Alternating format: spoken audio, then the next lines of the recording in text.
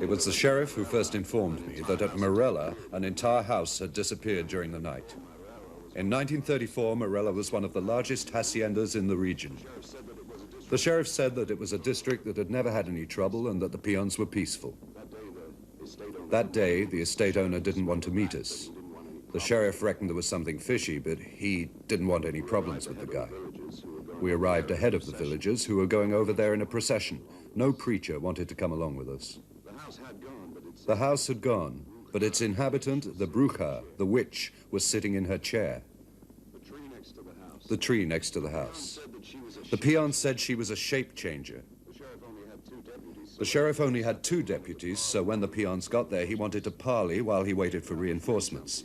The crowd was real jumpy. The dogs have been howling all night, the peons said, and tomorrow it's us who'll be howling.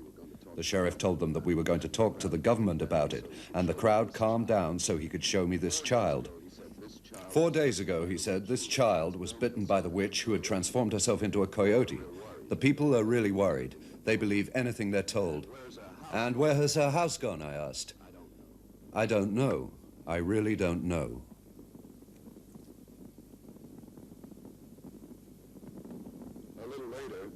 A little later, the crowd was up against the ropes, and they were shouting that the witch had to be killed.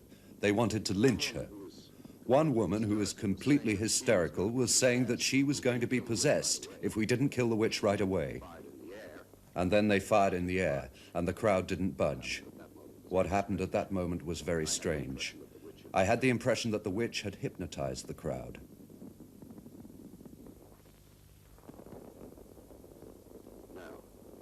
Now, watch what's going to happen. Watch the woman who's kneeling.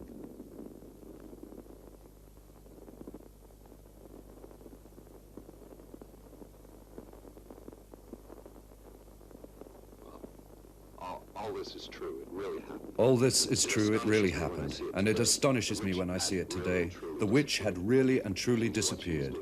She knew what she was doing. 6 months later, the story recommenced with the death of the estate owner. The hacienda had been immediately bought up by a mining company who were evacuating the peons. The militia that this company were employing were just a bunch of hoodlums. So I could film, I lied to them and told them I'd been sent by the company. They believed me. The villagers were lost. Some of them were saving what they could from their houses. Others were trying to make them uninhabitable.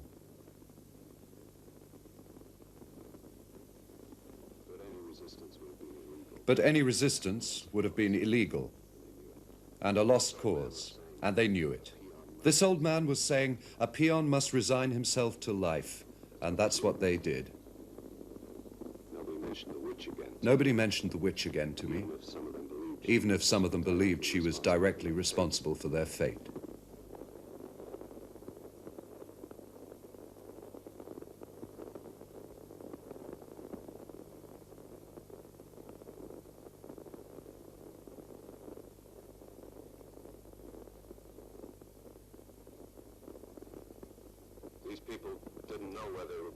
These people didn't know where they were being taken. Later, I learned that the militiamen had left them near a disused mine and that several families had settled in there, while the others had kept on walking.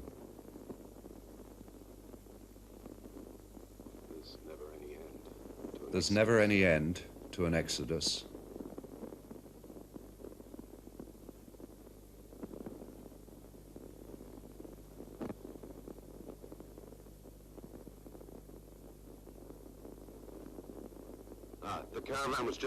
The caravan was just heading into the woods when a dog ran out into the road. I didn't see where it came from, but I attempted to follow it because I had a feeling something was going to happen. It went in the direction of the witch's house. And when I got there myself, the black figure had come back, and the dog had disappeared. I was very frightened. I didn't dare go any closer. I didn't want to know what was under the veil. I knew nobody would ever believe me.